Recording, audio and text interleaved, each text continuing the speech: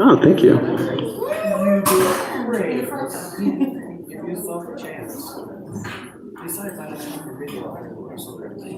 All right. How's everyone doing? Good? Good. It's been a hard couple of weeks, right? Yeah. All right. So, for whoever doesn't know me, my name is Angelo. I am Tammy's son, and when I talk, I usually talk shit like she says. So, sorry. But I never know what I'm going to talk about until I talk about it or until the day comes. But I think this is a topic I really did want to bring up. So, collective frequency and the spiritual community. Great ideas and great reasoning, great purpose, great intentions. But we are only doing half the battle. And this is what's pissing me off with our generation, is we do love getting the knowledge, but we do nothing with it. And it sucks because we're so obsessed with learning that we don't implement it. We don't use it to change the world. You know, we do grow and we create community, which is a beautiful thing. But like I said, it's half the battle. I have yet to see major changes. I do see people are waking up to having more knowledge, having reason to change. I just have yet to see people really make a change. And the reason I say this is because I'm a big logic person. I love facts more than anything. And where we're at right now is we want to change the world, but we're at the point, the tipping point, in 5 years where the world can't be changed anymore. NASA is already looking for another Earth to destroy, that we're going to destroy. We're trying to replace, and you know who's going to get left behind? All the poor people. Just facts.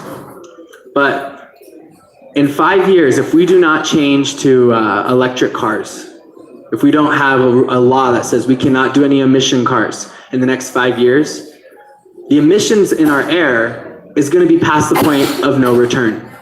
We're going to be incapable of reversing the effects and the footprints that humans have left. We have cancered this earth for so long, and we try to change, but we all make the excuses that you need a phone in today's society. You need to eat meat in today's society, milk, all the stuff that we do. It is hard to change. It's a lot easier said than done. And the struggle of it is that we keep repopulating, making it even harder to go back and fix the problems. Do you guys feel what I'm saying? Yeah. What we need to do as a community is find a way to make the things that matter actually matter. Okay, no more make America great again. I don't know what the fuck that means. Okay, make America care again. We need to make a hat, a collective frequency hat, maca. Okay, make America care again. Okay, I already thought about it. We're gonna do it. Am I right? Great. The reason I say this is because we do all these circles and we come together, but we have yet to take a trip to protest emission cars. We have yet to go and take a trip to clean up an ocean or clean up the Rio Grande. You know, we have yet to find a foundation that funds clean water, that funds ways to fix our water problem. And that's something that we need to really consider if we want things to change. We can't talk about it anymore. All we have been doing is talking about it. We talk about, hippie shit that literally does nothing but open up other people to the idea of doing something. Not to do something, but the idea of to do something.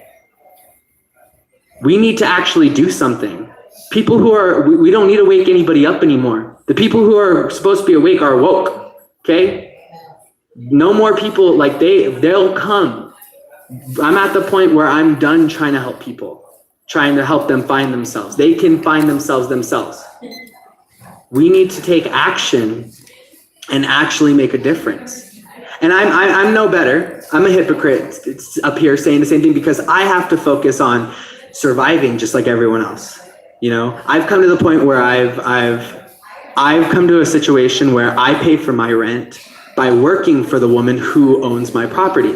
So I trade with her. So I've cut out that big bill expense so that I can have time when I'm fully capable, my tooth isn't rotting, to actually go to a Standing Rock event if it was happening now, or to go to a protest and risk my life. You know, that's the point where we need to get to, is really just being capable and self-sufficient enough to take time off to go do these things. And I would love people to have the ideas of how are we going to do these things. Because I'll tell you right now, I don't have all the answers, but I don't want to pussyfoot around the answers either. You know what I mean? Does that make sense? Yep. Sorry, it's a habit. So I think as a collective, we need to come together and start implementing plans. We need to create plans and follow through. And I was just thinking about this before I was going to talk. There's something wrong with the older generation where none of them are following through right now with what they say they're going to do. I have seen it so much in the past couple of months where they're like, oh, I'm going to do this, I'm going to do this, I'm going to do this, and they don't do it. And I'm freaking out because I'm like, I can't even start something until this is finished. Okay, can we finish this? And everyone's just pussyfooting and procrastinating the things that they need to do. So where does that leave our generation? Not only the impression, the example, you know, because we're lazy as a generation, but if we see you guys doing something, if we see you guys pushing us to do that, we'll do it too. You know, we like being led. So my question is, what is a pressing matter? We need to prioritize, like my mom says, and actually make a difference. Trump isn't an issue. That's make-believe bullshit that is distracting us from the actual issues. Okay? What is the main priorities that we need? Water, shelter, food. What can we do to fix these situations? You know what I'm saying? And we need to come together and talk about these things as a collective and actually create plans, you know, and not just at the end of the circle, just, oh, thank you, have a good day, bye, see you next week. No, we need to actually sit there and be like, okay, what are we doing? What are you doing? What are you going to do for the week to do this? How are we going to get there? How are we going to fund it? Money has to be an issue for every fucking thing in this world. I hate it. But how are we going to fund it? Are we going to create a foundation that saves water? Get what I'm saying? So, I have a lot of ideas and I'm trying to implement them. And it's difficult without a collective support. It's difficult to when not everyone is on the same page. So I think as a collective, when you come, we should discuss these things and see what is the big priority that we need to work on next. And personally, I think that's water. I'm at the point where I'm realizing that our population to the amount of clean water is going so low. The proportion is really off. And I'm kind of sadistic in a sense because I think there has to be some type of population control. And we need to do it before nature does it. And we'll have another mass extinction if nature does it. Because we're at that point. And like everyone says, Mother Earth is getting kind of sick of us. It is at the point where it's, I can't take care of you no more. And I can't wipe your ass no more. Okay? I can't. And she can't. So We need to make a choice to really do something and stop talking about it. I'm talking about it right now. I know it's the irony of it, but I want each of you to come up to me at some point and say, what are we going to do? Or tell me this is what we could do. We can come as a collective, and we're at a point where everything is on a string about to fall apart. Nuclear bombs, no more water, agriculture's going down. You know what I'm saying? So we need to make that decision to move fast and swiftly now. Okay? And we all have great ideas. They have to be practical. We all have ways of doing it, and they have to be practical. Still, just taking a breath. What do you guys think? I think amen to that. So, Michael, it sounds like the environment, especially water, is really important to you. And I agree definitely wholeheartedly. And I think it also kind of like works well with a lot of our spirituality, where water is always like a catalyst for life. And so, yeah, it's interesting because I several times have invited nonprofits, and some of them show up and some of them don't. And the ones that have, I really appreciate Dan. He does the water's life. Those are droplets and everything? Yeah, the droplets. Yeah, those beautiful little droplets. And he was great. I mean, he's been awesome. But he's also like not available as much as I would like for him to be because he insurance, But he didn't like ever blow me off. But I have had a lot of nonprofits that they just don't show up. That they, oh yeah, we'll be there in the booth, and I even comment for the booth. Now I'm a nonprofit, and they still don't show up. And so I hear what you're saying, that it's very frustrating. And I don't have any like ultimate solution, but I do know myself well enough and my tools and my resources, and I would certainly like to lend them to a bigger community project, And I've even been thinking about using space, I share space with the source, using some of that as like town hall meetings, so to speak, about like various, and not politics, but about social issues and environmental inquiry and things that, and spiritualism and things that, and just for, sounding boards, just for people to really be able to open up and share more of that, And so I would like to really, do what I can with my resources and, so I love the fact that you're bringing this up and it's like you're pushing kind of like a panic button. Yeah. I mean, it is a panic button. If we don't move towards electric cars in the next 5 years, we're fucked. Yeah, but especially here, water is really.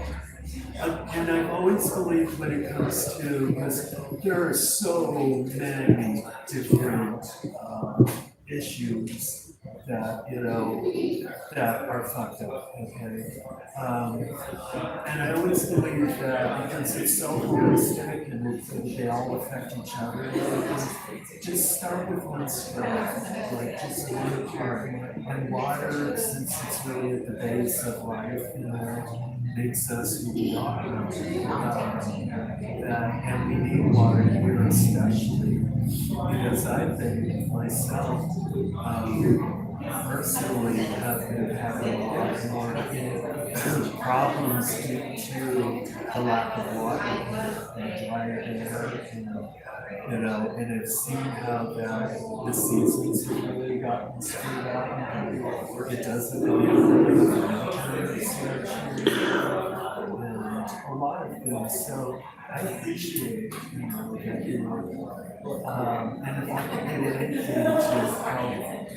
Well, I'm at the point where I'm proposing, because we're at a point where like people are trying to make issues out of everything about what you call him as a he or she is more important than other shit. And I don't understand that from our generation. I don't care. Like, I don't care that someone in your family died. Like, that's one person. We're talking about a mass extinction. And I know I seem sadistic about it, but that's the point. That's the real truth about it is this is more important, and it sucks to say that, but it is, because this is the entire human race we're talking about. And I'm proposing that we have a foundation. We find a foundation and we push the foundation as a collective to raise money, to take collective frequency and move it to other places that we can actually do stuff. We can create a blog, show what we're doing, actually do shit.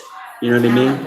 And we can even use some of that funding to help support the younger ones so that they can take time off to actually do that. Because that's really the issue. This is the way our capitalist society affects us.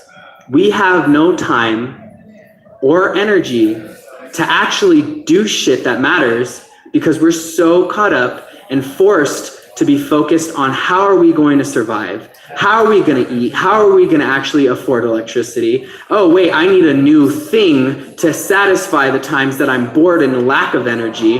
And it's pissing me off because we can't do anything about it individually. I don't want to be the person who says, we are fucked. My guitarist says we're at the point where we can't do anything anymore. And it's pointless to even care. And I don't want to be that person anymore. I want to believe that we can actually do something about it as a collective. And yes, some of us are poor and some of us are wealthy, and we need to learn how to actually come together and take away classism and put it all together and help us all survive so that we can actually do shit with our community and stop scrounging for money and stop hoping that people are just going to come in and take our readings so that we can put food on our table. We need to actually have a foundation where we're all supported as a community so we can do shit. Sorry, I'm so aggressive. I always thought about a directory. If we had a directory in every community, we might be able to get all of the organizations, the nonprofits, the people who are the movers and the shakers, the activists, the advocates, the teachers, and we need a platform. So maybe the children that are so high technology, the millennials, are so brilliant. And so is it possible that we can create a directory in every city? We have a directory so everybody's plugged in. What's going on today? Oh, I could show up for this event. I could show up for that event. Well, where are the funders for all that? Yep, we want an app. We want to do the app. What we need to do is we need to start small. We need to make a way. A gray Ford Explorer blocking everything. Gray Ford Explorer. If you have a gray Ford Explorer, move your shit. Carry on. We need to start small and be a collective. We are starting as a collective, but we're so all over the place and argue about, oh, we're talking about angels and this is about dogma and this is about senior Native people. Why is that a problem? Why is that an issue? We should be coming together, finding out who are the founders and working on it, like you said, a directory, and finding a way to funnel that as an entire nonprofit. Making money so that everyone can survive, so that we can move and travel to actually do shit. I can figure out how to do it. I can. I'm good at organizing. I do need help. I'm not afraid to say that. But that's my best solution, and that's just mine. If you have better solutions, please speak up. Yeah. It's not a solution, it's an observation. So one of the very foundations of capitalism is individualism doesn't matter. It does matter when people focus on the pronouns. If they're not empowered and who they are themselves, everything else falls apart. Most movements of my generation and older fell apart because they said, let's ignore the transgender people who started this movement. So the gay movement became upper white, middle class, thin bodied, cisgendered. And it fell apart. So now when we're talking about gay rights, maybe the top 1% are paid for. Top 1% have the rights because in the beginning we said, let's not focus on that little ass group of people. So when we talk about indigenous elders, it's important because we're gonna become elders, you're gonna become an elder. Indigenous elders are the foundation of everything. They supported youth when they went to go out in the streets, when they went to protest, when they went to Standing Rock. Elders babysat their children. So in order for us to function as an activist society, we acknowledge everything. We empower our elders. When they die, we grieve everyone. So when somebody falls apart in our activist movement, they can't function. Their elder is gone, their support is gone. So they can't function anymore though? You have to recognize the emotional reality. So when the civil rights movement happened, it wasn't, they fought Martin Luther King being the leader. Because look what happened when he died. Everything fell apart. Right. When civil rights started, it wasn't Rosa Parks, it wasn't lesbian on the bus. They got their idea from her. She said no. And Martin Luther King said we can't have someone disreputable leading. So he was wrong. Focusing on saying somebody can't fall apart is wrong. People's families were being lynched. They could not go and march.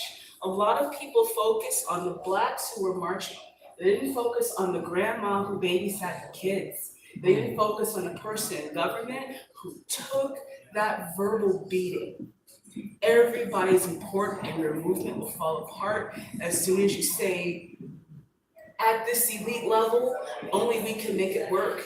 You make everybody count because they do. And that's where I'm getting at, is that we can't be fighting over those things, about talking about elders. Like, people argue about the fact that you're still focused on the elders, or you're still focused on angels, or, you know, they're being segregating themselves from the situation and making it an issue rather than just owning what they are and not caring. It's not segregating. People don't have a voice. How many times do we really see Indigenous elder abuse in the news? It's not that people are fighting to segregate, they're fighting to be heard. And so many groups of people have gone unheard. Yeah, it's hard to get them together. It is really tough, but we're not going to get anywhere until they have their voice. And I'm saying we can't, I'm not talking about outside of this. I'm saying we can't segregate ourselves in this community so that we can be solid. It's not segregate ourselves. Until there's a recognition, they're not heard. If you go and say, well, your issue isn't important, what are you saying to them? All issues are important. Right, but it's not segregate yourself. If I say I can't fight your battle because you're transitioning, and there are people, that is their battle. It's transitioning. So what do you say to them? Not, you're segregating yourself. You're ostracizing them and you're diminishing their story and their journey. You can't expect them to follow you along if you're gonna do that. I personally believe that we're all different, going through our own journeys and trying to find our own voice. And I think that once you stop putting and feeding energy to those aspects, I'm in the millennial generation.